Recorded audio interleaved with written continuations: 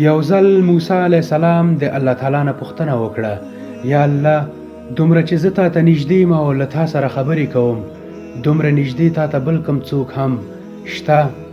الله تعالی وفرمیل: ای موسی، په آخري وخت کې به یو امت راځي او هغه به د محمد صلی الله علیه وسلم امت وي او هغو ته به زه داسې یوه میاشت ورکوم چې دوی به پکې وچې شونډې، تږې ژبه، وږې خېټه ګرځوي، خو کله چې به هغوی روژه ماتوي زه به له تا نه هغوی ته ډېر زیات نږدې یم. ای موسی، زما او ستا تر منځ خو 80 پردې دي، خو کله چې به هغوی روژه ماتوي زه به هغو ته ډېر زیات نږدې یم.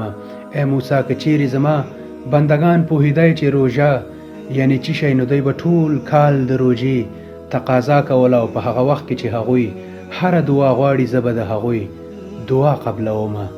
السلام علیکم.